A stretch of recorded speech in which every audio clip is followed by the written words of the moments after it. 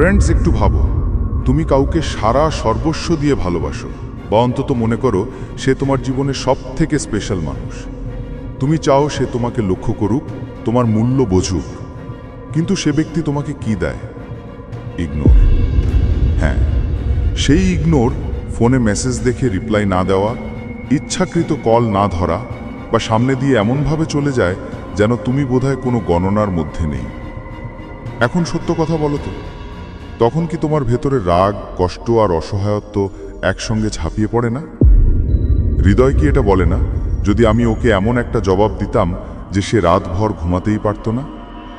এখান থেকেই এই ভিডিও শুরু, কারণ আজ আমি তোমাদের বলবো ইগনোর করা মানুষকে কষ্টে ফেলে দিতে 5টা সাইকোলজিক্যাল ট্রিক আছে, যেগুলো শুধু ওর চিন্তা ঘুরিয়ে দেবে না, বরং ও নিজে তোমার দিকে টানা হয়ে চলে আসবে।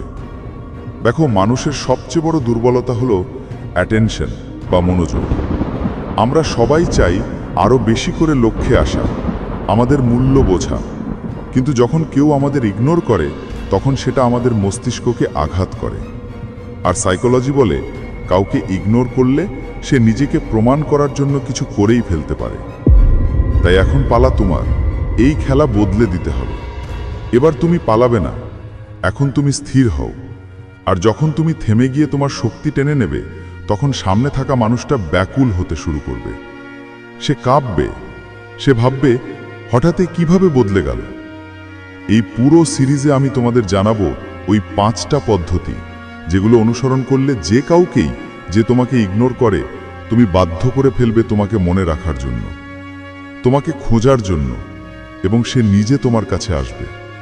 তবে মনে রেখো, এটা কেবল খেলা খেলবার জন্য নয়, এটা তোমার মূল্য বুঝিয়ে দেওয়ার উপায় এবং সামনের মানুষটাকে সেই অনুভূতি দেওয়ার পথ যেটা আজ পর্যন্ত কেউ হয়তো তাকে দেয়নি। এখন আমরা শুরু করব তোমার ব্যথা থেকে, কারণ যতক্ষণ পর্যন্ত তুমি বুঝবে না যে এই ইগনোর তোমার মধ্যে কি আগুন জ্বালায়, ততক্ষণ তুমি সেই আগুন সঠিক দিকেই জ্বালাতে শিখবে না। তাই প্রথম অধ্যায়, ইগনোরের বিষ ও তার প্রভাব। এখান থেকেই খেলার শুরু। আর আমি তোমাদের গ্যারেন্টি দিচ্ছি, যদি তুমি এই ভিডিওটা শেষ পর্যন্ত দেখো, তাহলে পরবর্তীবার যখন কেউ তোমাকে ইগনোর করবে, তুমি কাঁদার বদলে উল্টে সেই মানুষটাকে কষ্ট পেতে দেখবে। সে কেঁদে ফেলবে আর তোমাকে পাওয়ার চেষ্টা করবে। ফ্রেন্ডস, এখন আমি একটা সত্য বলি, ইগনোর থাপ্পড়ের থেকেও বেশি ব্যথা দেয়। থাপ্পড়ের ব্যথা কিছুক্ষণ পর ঠিক হয়ে যায়, কিন্তু ইগনোরের ব্যথা সরাসরি হৃদয় ও মস্তিষ্কে বিষের মতো জমে থাকে। কারণ মানুষের স্বভাবই হলো, সে অন্যের চোখে নিজের মূল্য দেখে। যখন কেউ আমাদের মাধুর্য দেখে, প্রশংসা করে, খেয়াল রাখে, তখন মনে হয় আমরা তার জন্য স্পেশাল। কিন্তু ঠিক সেই মানুষটাই যখন আমাদের ইগনোর করে, তখন ভেতর থেকে একটা আওয়াজ ওঠে, আমি কি সত্যি এতই অযোগ্য? আর এখান থেকেই শুরু হয় আত্মসন্দেহের আগুন। সাইকোলজি বলে, যখন কাউকে বারবার ইগনোর করা হয়, তখন তার মস্তিষ্কে 3টে জিনিস ঘোরে। ওভার থিঙ্কিং, তুমি বারবার ভাবো ওর রিপ্লাই কেন পেলে না, ও কি দেখেছে নাকি না, অর্থাৎ মনের ঘোর ওই মানুষটির চারপাশেই ঘোরে। নিম্ন আত্মসম্মান, তুমি নিজেই ছোট বলে মনে করতে শুরু করো, যেন তোমার মূল্যই আর অবশিষ্ট নেই। এবং ইমোশনাল পেইন, নিউরোসায়েন্স রিসার্চ বলছে, ইগনোর থেকে যে ব্যথা হয়, সেটাই আমাদের মগজে তখন অনুভূত হয় যখন হাড় ভেঙে যায়। মানে ইগনোর সত্যি মন ভেঙে যায়। এখন ভাবো, তুমি যখন কাউকে ভালোবেসে মেসেজ করো কিন্তু কোনো উত্তরই না আসে, তখন তোমার ভিতরে কেমন কাঁপুনি ছড়ায়, রাতের ঘুম উড়ে যায়, হৃদয় বারবার ফোন চেক করে, আর মস্তিষ্ক বলে হয়তো এখনই রিপ্লাই করবে, হয়তো এখনই কল করবে। কিন্তু যখন কিছুই ঘটে না, তখন হৃদয় নিজেই প্রশ্ন করা শুরু করে, আমি কি যোগ্যই না, আমি কি কোনো ভুল করেছি? অর্থাৎ ইগনোর মানুষটাকে ভিতর থেকে ফাঁপিয়ে দেয়। ইগনোরের সবচেয়ে ভয়ঙ্কর প্রভাব হলো ভয়। ভয় এই যে ওই মানুষটা সঙ্গবদ্ধভাবে চিরতরে দূরে সরে যেতে পারে। ভয় এই যে হয়তো তুমি আর কখনোই তার চোখে তোমার জায়গা ফিরে পাবে না। আর এই ভয় ধীরে ধীরে এক শূন্যতায় বদলে যায়। তুমি বাইরে থেকে হাসো, কিন্তু ভেতর থেকে ভেঙে পড়তে থাকো। তুমি লোকজনের মাঝে বসে থাকলেও একাকিত্ব কুড়ে কুড়ে খায়। কিন্তু ফ্রেন্ডস, এটাই সেই মুহূর্ত যেখান থেকে তোমাকে জাগতে হবে। কারণ যদি তুমি এই কষ্টকে এভাবেই সহ্য করতে থাকো, তবে সামনের মানুষটা সবসময় তোমাকে দুর্বল ভেবে নেবে।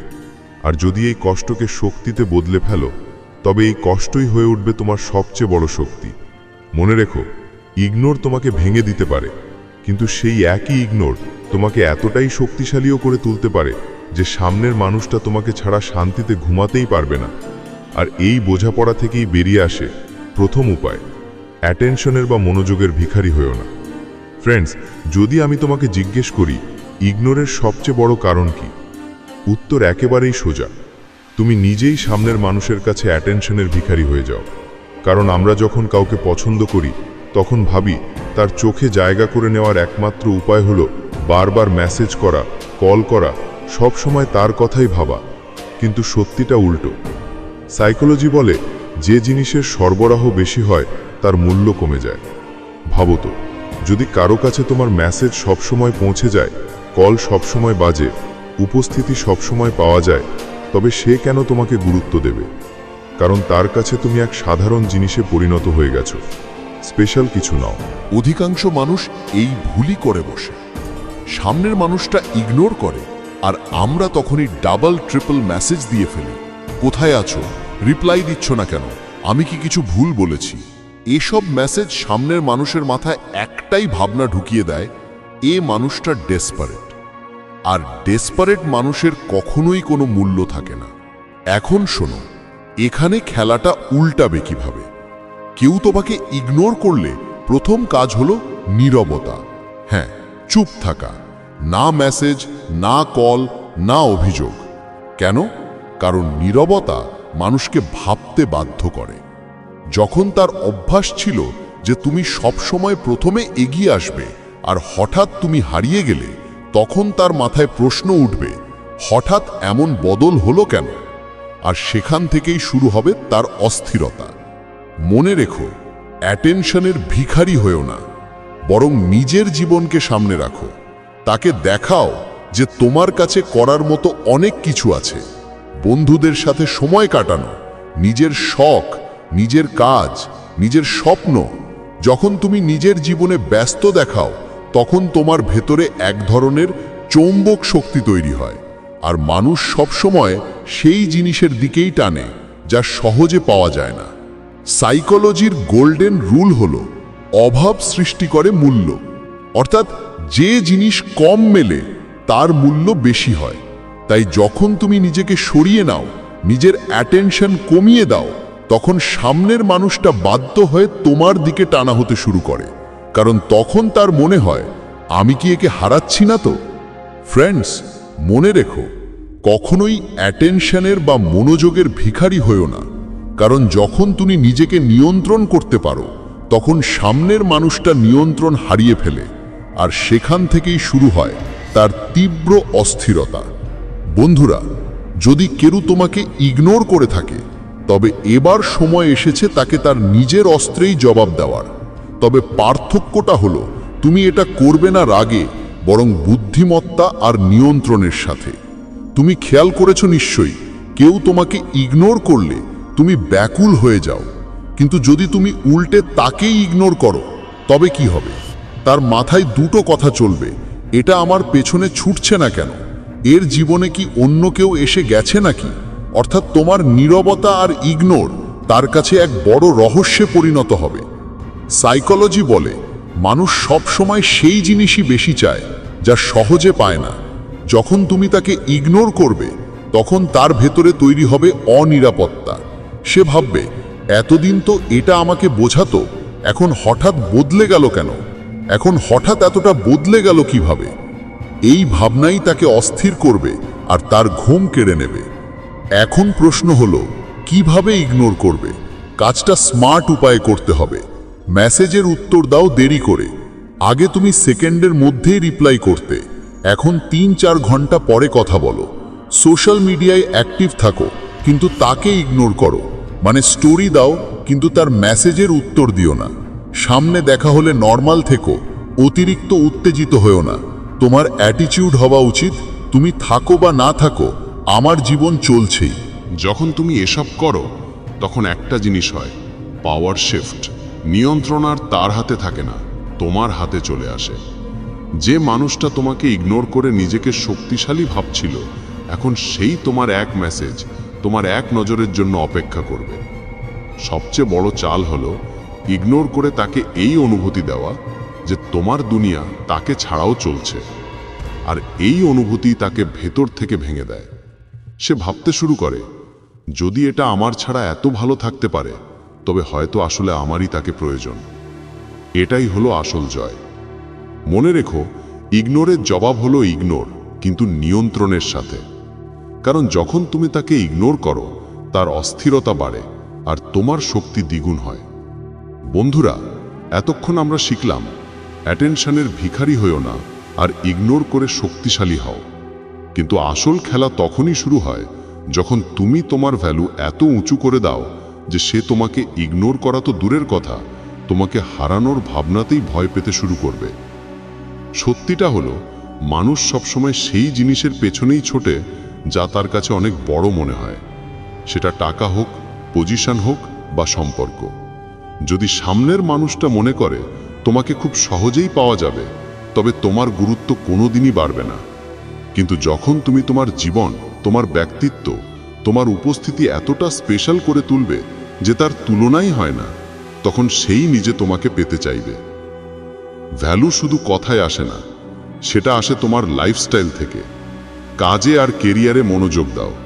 যখন তুমি কাজে অগ্রগতি করো, মানুষ আপনাতেই তোমাকে সম্মান দেয়। নিজের লুক আর ব্যক্তিত্ব গড়ে তোলো।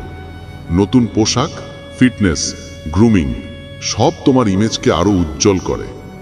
নতুন দক্ষতা শেখো। যখন তুমি শিখতে থাকো, সামনের মানুষের মনে হয় তুমি ক্রমাগত গ্রো করছো। এসব মিলে তোমাকে আলাদা ক্লাসে পৌঁছে দেয়। একটা শব্দ আছে, সোশ্যাল প্রুফ। মানে যখন মানুষ তোমাকে লক্ষ্য করে, তোমার সঙ্গে থাকতে ভালোবাসে, তখন সামনের মানুষটা আপনাতেই তোমাকে ভ্যালু দেয়। তাই বন্ধুদের সঙ্গে সুন্দর মুহূর্তগুলো সোশ্যাল মিডিয়ায় দেখাও।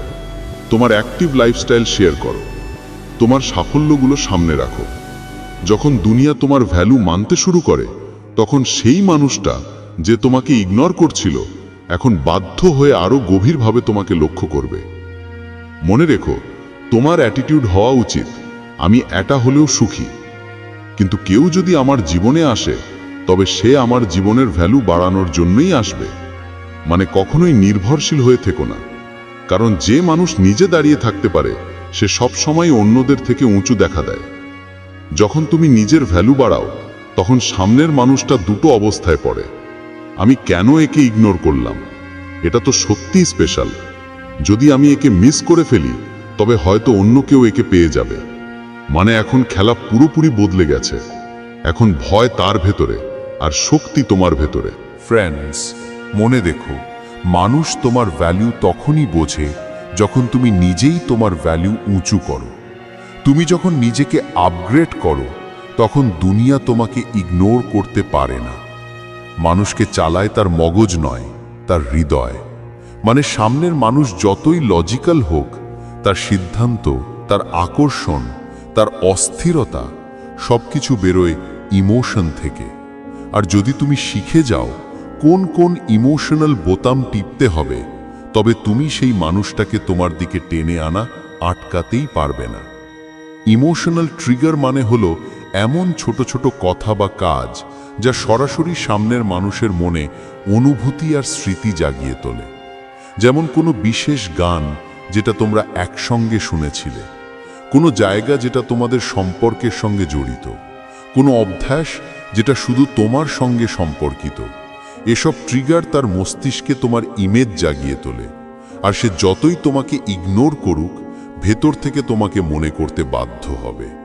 সাইকোলজি বলে, nostalgia is a powerful drug. মানে পুরনো স্মৃতিগুলো মানুষকে গভীরভাবে নাড়িয়ে দেয়। তাই তুমি কি করতে পারো? ছোট ছোট ইঙ্গিত দাও যা তাকে পুরনো মুহূর্তের কথা মনে করিয়ে দেবে।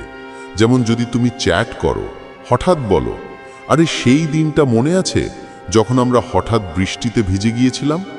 ঠিক এই একটি লাইনই তার ভেতরে চাপা রাখা সব আবেগকে আবার জাগিয়ে তুলতে পারে। ইমোশনাল ট্রিগারের দ্বিতীয় সবচেয়ে বড় উপায় হলো সামনে থাকা মানুষটিকে ঘাটতির অনুভূতি করানো। মানে নিজের জীবনকে এমনভাবে দেখাও যেন তোমার উপস্থিতি তার কাছে এক হারানো সুযোগের মতো মনে হয়। বন্ধুদের সঙ্গে হাসি মুখে ছবি দাও, কোনো নতুন সাফল্য পোস্ট করো, তোমার জীবনে আনন্দ দেখাও। এগুলো দেখে তার মনে প্রশ্ন উঠবে, আমাকে ছাড়া এত খুশি কিভাবে? আর এখান থেকেই শুরু হবে তার অস্থিরতা। মনে রেখো, সবচেয়ে বড় ইমোশনাল ট্রিগার হলো কৌতূহল। যখন তুমি সবকিছু খোলাখুলি বলো না, তখন অন্যজন আরও বেশি জানতে চায়। প্রতিটি জিনিসের ডিটেল বলো না, কিছুটা ফাঁক রেখে দাও যাতে অন্যজন নিজে আন্দাজ করে তুমি কি করছো। এই রহস্য তার ভেতরে এক অদ্ভুত টান তৈরি করে, আর সে তোমার কথা ভাবা বন্ধই করতে পারবে না। আরেকটা গভীর ট্রিগার হলো হারানোর ভয়, ফিয়ার অফ লস। যখন তুমি দেখাও যে তোমার জীবনে নতুন কিছু, নতুন মানুষ, নতুন অগ্রগতি আসছে, তখন অন্যজন ভয় পেতে শুরু করে, কোথাও তুমি তাকে চিরতরে হারিয়ে ফেলছো না তো? আর মনে রেখো, মানুষ ভালোবাসার চেয়ে ভয়ের কারণে বেশি বদলায়। ইমোশনাল ট্রিগারগুলো সেই অস্ত্র যেগুলো সঠিকভাবে ব্যবহার করলে সামনের মানুষ তোমাকে ইগনোর করার বদলে ভুলতেই পারবে না। তোমার স্মৃতি, তোমার মুহূর্ত, তোমার উপস্থিতি তার মন মানুষে গেঁথে যাবে, আর সেখান থেকেই শুরু হবে তার কষ্ট। সত্যি বলতে, মানুষ কোনো কিছুর আসল মূল্য বোঝে তখনই যখন সেটা তার হাতছাড়া হয়ে যায়। আর এটাই আমাদের খেলতে হবে, তার ভেতরে তোমার অভাবের অনুভূতি জাগানো। যখন তুমি সবসময় তার চারপাশে থাকো, তখন সে অভ্যস্ত হয়ে যায়, ভাবে এ তো সবসময় থাকবে, চিন্তা করার কি আছে। কিন্তু হঠাৎ তুমি দূরে সরে গেলে, তোমার উপস্থিতি কমে গেলে, তার ভেতরে এক শূন্যতা তৈরি হয়, আর সেই শূন্যতাই হয়ে ওঠে তীব্র কষ্টের কারণ। প্রথম ধাপ হলো নিজের উপস্থিতি কমানো। আগে তুমি দিনে 10টা মেসেজ করতে, এখন শুধু একটা করো। আগে সব সময় কল করতে, এখন শুধু দরকার হলে করো। আগে সব সময় উপস্থিত থাকতে, এখন নিজেকে ব্যস্ত দেখাও। এই অভাব ধীরে ধীরে তাকে বুঝিয়ে দেবে তোমার উপস্থিতি কতটা জরুরি ছিল। কখনো কখনো সরাসরি কথায়ও এই অভাব দেখানো যায়। যেমন, আগে তো আমি সব সময় তোমার সঙ্গে থাকতাম, এখন হয়তো আমার তেমন সময় নেই। তোমার তো কিছু যায় আসে না, কিন্তু আমার অভ্যেস বদলে যাচ্ছে।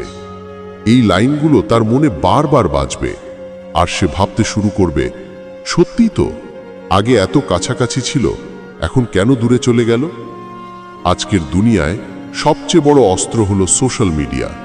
নিজের অনুপস্থিতি বোঝাতে বন্ধুদের সঙ্গে সুন্দর মুহূর্ত শেয়ার করো, কিন্তু তাকে ট্যাগ করো না। নতুন কোনো অ্যাক্টিভিটি বা হবি দেখাও, সুখী আর ব্যস্ত জীবনের বার্তা দাও। এগুলো দেখে সে ভাববে, এ তো আমাকে ছাড়া খুশি, হয়তো আর আমার জীবনে জায়গা নেই। আর এই আঘাতই ভেতর থেকে তাকে জ্বালিয়ে দেবে। সবচেয়ে বেশি ভয় পায় মানুষ তখনই যখন ভাবে তুমি অন্য কারো সঙ্গে বেশি খুশি। বন্ধুদের সঙ্গে হাসি খুশি ছবি দাও, নতুন কোনো গ্রুপ বা সার্কেলে যোগ দাও, দেখাও তোমার হাতে অপশন আছে। এটা দেখে তার ভেতরে জেগে উঠবে, কোথাও আমাকে রিপ্লেস তো করছে না। আর এই ভয় তার কষ্টকে তুঙ্গে পৌঁছে দেবে। অভাবের অনুভূতি করানো মানে হলো খেলার নিয়ন্ত্রণ নিজের হাতে রাখা। না খুব বেশি প্রকাশ করতে হবে, না পুরোপুরি অদৃশ্য হতে হবে। শুধু এতটাই করতে হবে যাতে সে তোমার অভাব অনুভব করে, আর বারবার ভাবে, কেন এটা আগের মতো আমার সঙ্গে নেই? মনে রেখো, ইগনোর করা মানুষকে সবচেয়ে বেশি কষ্ট দেয় অভাবের অনুভূতি। আর এই অনুভূতি তুমি তখনই জাগাতে পারবে যখন নিজের ভ্যালু নিজে বাড়াবে, নিজের উপস্থিতিকে কন্ট্রোল করবে, আর তাকে বাধ্য করবে ভাবতে, একে হারানো মানেই আমার হারের শুরু। এখন শেষ ধাপ হলো এই পুরো খেলাকে কিভাবে শেষ করবে। মনে রেখো, তোমার সামনে দুটো পথ আছে। তুমি চাইলে তাকে শিক্ষা দিয়ে চিরতরে পিছনে ফেলে দিতে পারো, আবার চাইলে তাকে নিজের দিকে টেনে আনতে পারো। কিন্তু এবার শর্তগুলো তোমার হবে। দুই ক্ষেত্রেই নিয়ন্ত্রণ তোমার হাতে, আর এটাই হলো আসল জয়। যখন তুমি এইসব কৌশল ব্যবহার করবে, সে আগেই কষ্টে থাকবে।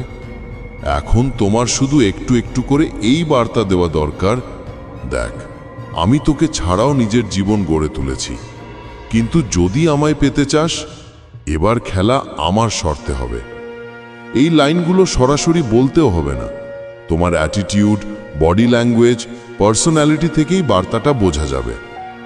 এখন প্রশ্ন হলো, তুমি কি তাকে আরেকটা সুযোগ দিতে চাও, নাকি শুধু তাকে কষ্ট দিয়ে নিজের জীবনে এগিয়ে যেতে চাও?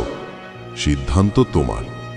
তবে দুই ক্ষেত্রেই খেয়াল রেখো, যদি দ্বিতীয় সুযোগ দাও তবে আর কখনো নিজের ভ্যালু কমতে দিও না, আর যদি এগিয়ে যাও তবে দেখিয়ে দাও তাকে ছাড়া আরো শক্তিশালী, আরো বড় জীবন তুমি তৈরি করে নিয়েছো। ফ্রেন্ডস, এই পুরো যাত্রার সবচেয়ে বড় শিক্ষা হলো, কেউ তোমাকে ইগনোর করার সাহস তখনই পায় যখন তুমি নিজে তাকে সেই ক্ষমতা দাও। কিন্তু যখন তুমি নিজের মনোযোগ নিয়ন্ত্রণ করো, নিজের ভ্যালু উঁচুতে রাখো, ইমোশনাল ট্রিগার ব্যবহার করো, আর অভাবের অনুভূতি করাও, তখন সেই মানুষই যে গতকাল তোমাকে ইগনোর করেছিল, আজ তোমার একটি ঝলকের জন্য তৃষ্ণার্ত হয়ে থাকবে। এখন এটা তোমার হাতে, শুধু শুনে ছেড়ে দেবে নাকি জীবনে কাজে লাগিয়ে নিজের গল্প বদলাবে। মনে রেখো, তুমি স্পেশাল, তোমার ভ্যালু আছে, আর যদি কেউ এটা না বোঝে তবে সে তোমার জীবনের যোগ্যই নয়। আজ থেকে কখনো কারোর পেছনে দৌড়াবে না, কখনো নিজের ভ্যালু নামাবে না, কখনো নিজেকে কম ভাববে না। কারণ যখন তুমি নিজের শক্তি নিজের হাতে রাখো, তখন দুনিয়ার কোনো মানুষ তোমাকে ইগনোর করার সাহস রাখে না। তাহলে ফ্রেন্ডস, যদি এই সিরিজ ভালো লেগে থাকে তবে শুধু শুনে ছেড়ে দিও না, জীবনে প্রয়োগ করো। কারণ জীবন বদলানোর সিদ্ধান্ত সবসময় ভেতর থেকে নেওয়া হয়, বাইরে থেকে নয়। যদি এই তথ্য ভালো লেগে থাকে আর তোমরা আরও এমনই আকর্ষণীয় আর প্রভাবশালী ভিডিও দেখতে চাও, তবে স্টোইক মাইন্ডসেট বাংলা চ্যানেলটি সাবস্ক্রাইব করতে ভুলো না। দেখা হচ্ছে পরের কোনো ভিডিওতে, ততক্ষণ ভালো থেকো। ধন্যবাদ।